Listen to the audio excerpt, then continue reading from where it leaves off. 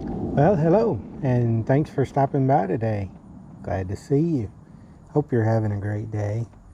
Um, Wanted to take a few minutes and do kind of a origins video, I guess, and just wanted to talk a little bit about how I got into metal detecting and how that I ended up with the equipment that I've got that I use now. Back in November of last year, I had a really bad case of COVID, and it just about ended me. Not to go into a lot of depth with it, but it messed me up pretty bad. And in addition to some other health problems it caused, I lost a lot of strength in my back and in my legs. And so I was looking for something that I could do for exercise and hopefully build back some strength. And it kind of hit me all of a sudden one day. I could get into metal detecting. And I have a brother that has been metal detecting for, the better part of 40 years now, I guess, a long time. And so I called him up and I was talking to him about it. And in the beginning, I was trying to figure out what kind of metal detector that I wanted to start with, and I wasn't real sure if I was even going to be able to do it. So, I didn't want to go out and sink, $1,000 into a metal detector if I wasn't going to be able to get out and enjoy it. So, after talking with him, he suggested the MindLab Vanquish 540, and so I did some homework on it, and it seemed like a good metal detector, and it was in the price range that I wanted to spend. So that's what I ended up buying, and it's a good detector. I found a lot of stuff with it, and my thought process was I'll start with Vanquish 540, and then I'll step up into the Equinox 800 whenever I learn it, and that'll be my machine that I use from that point on. So one of the things about the Vanquish 540 is that it uses the same signal processing that the Equinox series does. It's a multi-frequency machine, and if you got to have a multi-frequency machine, that's about the cheapest way to get into one that I know of. There may be another one out there that's in the same price range that's multi-frequency by now. I don't know if you guys know of one. Put it down in the comments. And but anyway, so I hunted with that machine, and the intent was to step up into the Equinox 800 a little bit later. And so I got to where I was pretty proficient with that machine, and I decided that it was getting about time to step up. And one thing too I didn't mention, your VDI numbers and your tones and that kind of thing, the knowledge that you get on the Vanquish 540 will transfer over to the Equinox 800 pretty easy. So it would be a good way to step up. So anyway, back to my original thought. So I decided it was time to step up, and started doing my homework on the Equinox 800, and I really liked that machine, and I had done enough research on it that I could have bought one, and just right out of the box I could have set it up and went and done some park hunting and that kind of thing pretty easy. And I was just about to get ready to pull the trigger on it, and I got to seeing some complaints about those machines flooding, and that kind of turned me off. If I'm going to pay that kind of money for a machine, it better work. And I don't want to go out, and I don't do a lot of hunting where I need something that's waterproof, but when I do, the first time I get in the water with it, I don't want it to flood on me, and I don't want the hassle of having to send it back to the manufacturer and have it repaired and all that stuff. So anyway, I saw enough issues with it flooding that I decided that I really didn't want to mess with that machine. So I got to hunting for something else, and the next thing that I ran across that I really liked the looks of was the XP Deus 2, which is this machine here. And so I did my homework on it. And at that time it was, and it still is, it's a relatively new machine on the market. It was brand new back then, and there wasn't just a whole lot of information on it, but I was seeing where people were hitting like 14-inch dimes, or not dimes but nickels, and you know, very, very deep machine, very sensitive machine.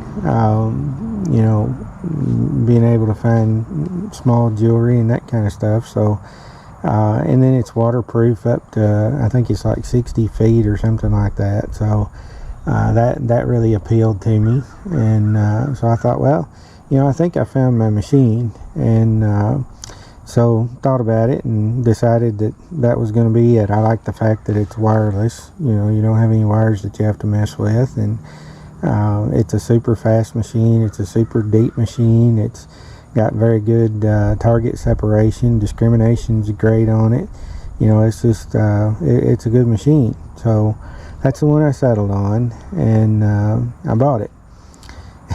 And I gotta tell you, when I got the thing home and I set it up, I went to a park that's in another town not too far from where I live, and it's an old park, and I found some wheat pennies there, and I was thinking, you know, I may find some silver and that kind of thing. And so without really taking the time to study it as much as I should, I set it up the way that I thought it should be set up for hunting silver, and went out to the park and started hunting. And I hunted for about 4 hours, and over the course of that 4 hours I filled my pouch up with garbage like 3 times and had to go dump it. And it was hot in the middle of summertime, and I'm sweating and just miserable, and I'm not finding anything good. And you know, I go back to the car and I sit down and I'm thinking, Lord, what have I done? I have made a bad mistake buying this machine. And so I sat there and kind of got my thoughts together, and you know, I was kind of upset at the time, and got on YouTube, and there is a guy, his YouTube name, channel name, whatever, is Mental Metal.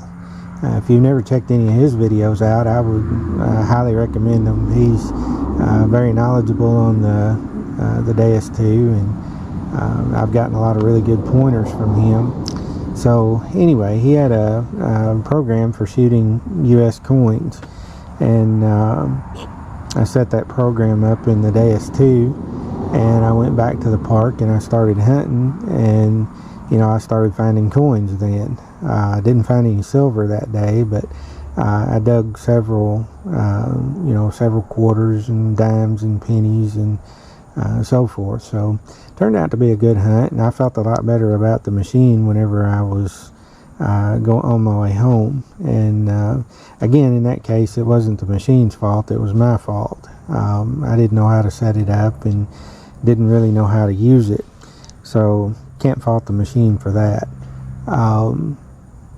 And that's something else too. I found that a lot of times, you know, if the machine's not doing what you want it to do, then most of the time it's the operator, it's not the machine itself. So anyway, I kind of got that ironed out, and since then I've hunted quite a bit with it, and you know, I've kind of learned to pick out trash versus good, and still learning a lot about it.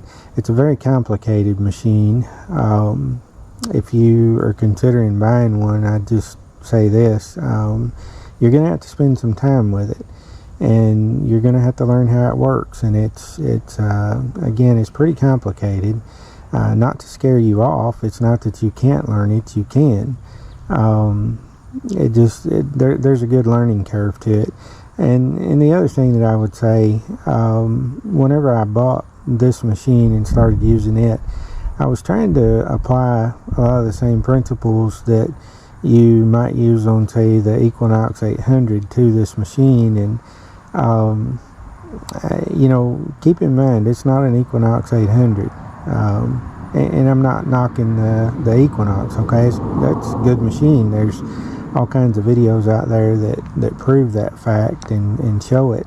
So, not knocking it. I'm just saying the Deus is not the Equinox. And so, kind of keep that in mind when you buy it. And if you're coming from a Mind Lab product, you're probably going to have a pretty big learning curve, like I did. And you may not. You may be a genius with a metal detector, and if you are, then that's great. But that was my experience with it. So yeah, that's kind of how I ended up with a Deus 2. And so my brother and I were talking about the Deus 2, and it has a program in it that's a single frequency program, and we were discussing that particular program. And he was telling me about the Tesoro. I think it was the Silver Saber. And back in the day, that was, you know, a heck of a machine for finding silver. And one of the things that he suggested was, you know, try to figure out what the operating frequency was for that machine, and then try to duplicate it in the Deus 2. And so I got to doing some research on the Tesoro metal detectors, and of course found out that the company was out of business and can't buy them new anymore. And you know, parts are pretty hard to come by for them, you know, unless you can find a used detector and buy it and put it up and keep it for parts. So anyway, in my researching of that and trying to figure out what the frequency was and all that stuff, I just decided, you know what, I really like what I'm seeing out of the Tesoro detectors. And so, you know, I decided that I would just find a good used one and I would pick it up.